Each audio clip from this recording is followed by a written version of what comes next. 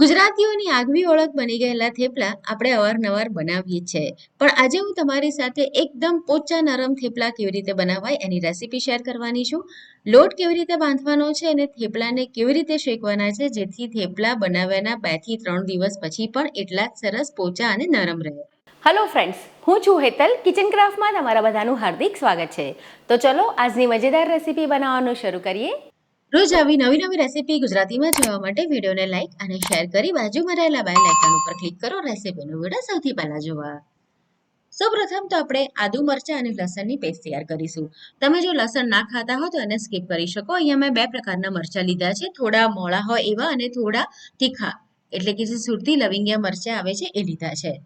તો આદુ મરચાં અને લસણને આપણે એકદમ ફાઇન પેસ્ટ બનાવવાના છે. જરૂર પડે તો તમે વાટતી વખતે 1 થી 2 ચમચી જેટલું પાણી એની અંદર એડ કરી શકો. મેં અત્યારે 1 કપ ભરીને મેથીની ભાજી લીધી છે. ભાજીને પહેલા મેં પાણીથી બરાબર ધોઈ નિતારી લીધી છે. તો પાણી એકદમ એની અંદરથી નિતારી લીધેલું હોવું જોઈએ.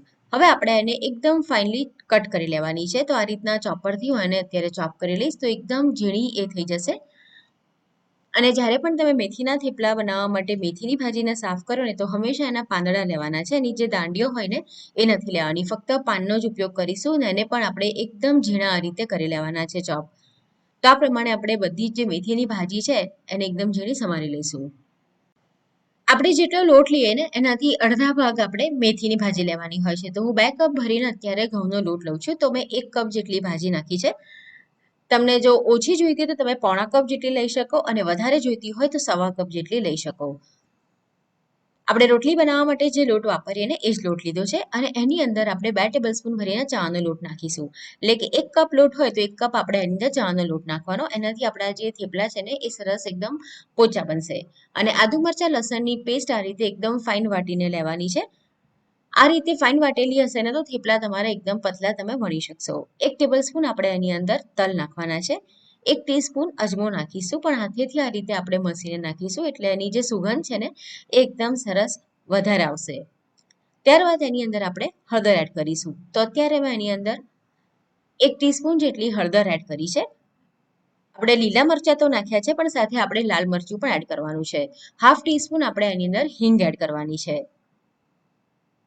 હિંગ એની અંદર ખાસ તમે એડ કરજો, એનાથી થેપલામાં ખૂબ જ સરસ સુગંધ આવશે. 1 ટીસ્પૂન આપણે એની અંદર લાલ મરચું એડ કરીશું. તો તીખાશ તમારે જેટલી જોતી હોય એ પ્રમાણે તમારે લાલ મરચાં લીલા મરચાંની ક્વોન્ટિટી લેવાની છે.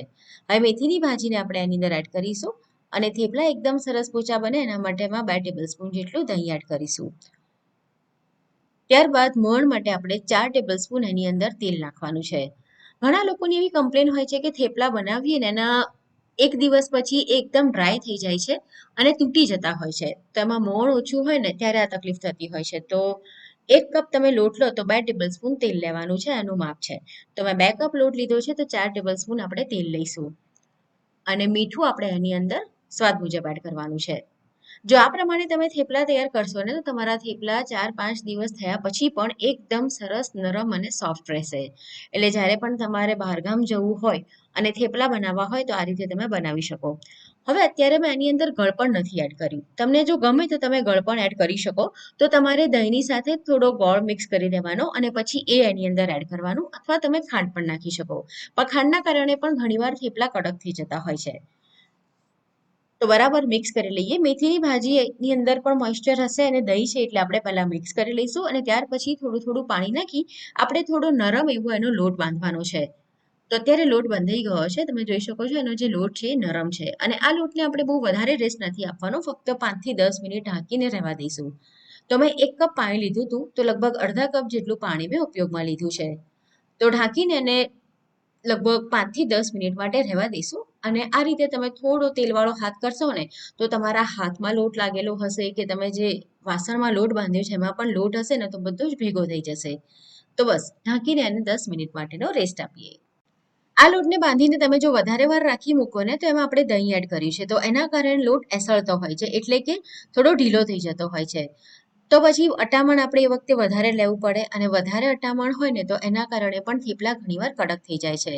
તો નાની નાની વાતો છે પણ જો ધ્યાન રાખવામાં ના આવે ને તો મહેનત કરવા છતાં ધાર્યું પરિણામ નથી મળતું. તો બસ આ પ્રમાણેના આપણે ગોળણા તૈયાર કરી લઈએ, એટલે કે લુવા તૈયાર કરી લઈએ. એક સાથે જ બધા લુવા તૈયાર કરી લેવાના, જેથી વણતી વખતે વારે ઘડીએ આપણે હાથને લોટવાળો ના કરવો પડે. અત્યારે થેપલાને વણવા માટે મેં ચોખાના લોટનો ઉપયોગ કર્યો છે અટામણ તરીકે. ઘણા લોકો એવું પૂછતા હોય છે કે ચોખાનો લોટ અટામણમાં વાપરીએ તો રોટલી કે આ રીતના થેપલા કડક ના થઈ જાય? તો ના, ચોખાનો લોટ તમે જ્યારે અટામણમાં લો ને તે ખૂબ જ ઓછો ઉપયોગમાં લેવાતો હોય છે અને એના કારણે રોટલી કે થેપલા કડક નથી થતા. અને તમને જો એવું લાગે કે લોટ વધારે જ એસડી ગયો છે તો તમારે થોડો એની અંદર બીજો ઘઉંનો લોટ એડ કરીને લોટની કન્સિસ્ટન્સીને સેટ કરી લેવાની. બહુ વધારે ઢીલો લોટ હશે ને તો અટામણ વધારે જોઈશે. તો બસ આ પ્રમાણે આપણે થેપલા વણીને તૈયાર કરી લઈશું અને બહુ એને આપણે એકદમ જ પતલા નહીં કરીએ અને જાડા પણ નહીં રાખીએ. તો બસ આ રીતની થિકનેસ આપણે એની રાખવાની છે. તમારે જો વધારે ક્વોન્ટિટીમાં થેપલા બનાવવાના હોય ને તો તમે આ પ્રમાણે થેપલાને વણીને રાખી દો અને પછી 2 ગેસની ઉપર તમે તવી મૂકીને એને શેકશો ને તો એકસાથે જ તમે ઘણા બધા થેપલા બનાવી શકશો અને એ પણ ઓછા સમયની અંદર. તો હું પણ અત્યારે એ રીતે બધા જ થેપલાને પહેલા આ રીતે વણીને રાખી દઈશ અને પછી આપણે એને શેકી લઈશું. અને શેકવા માટે અત્યારે મેં લોખંડની તવી લીધી છે. તો પહેલા આપણે થોડો લોટ એની પર આ રીતે સ્પ્રિંકલ કરી દઈશું. પહેલું આપણે જ્યારે થેપલું નાખીને તે ચોંટી ના જાય એના માટે મેં અટામણનો લોટ આ રીતે સ્પ્રિંકલ કર્યો છે. અને જ્યારે આપણે પહેલા એને મૂકીએ ત્યારે ગેસની ફ્લેમ ફાસ્ટ રાખવાની છે અને ફરાવીએ ત્યારે ગેસની ફ્લેમને સ્લો કરી દેવાની છે. અને બીજી બાજુ પણ એ શેકાઈ જાય ને પછી આપણે તેલ મૂકીને એને શેકી લઈશું. પણ આપણે જે કોરો લોટ અટામણનો નાખ્યો છે ને તો એના કારણે આપણે જ્યારે તેલ નાખીશું ને તો એ લોટ બધો એની ઉપર ચોંટી જશે. તો લોટને આપણે પહેલા કોરા કપડાથી લૂછી લઈશું. ફક્ત એ પહેલું આપણે જ્યારે થેપલું નાખ્યું હોય ને ત્યારે જ લોટ નાખવાનો છે, ફરી નાખવાની જરૂર નથી. અને હવે આપણે બંને બાજુ તેલ મૂકીને એને શેકી લઈશું. તમે એક બાજુ રાખીને પણ એને શેકી શકો છો.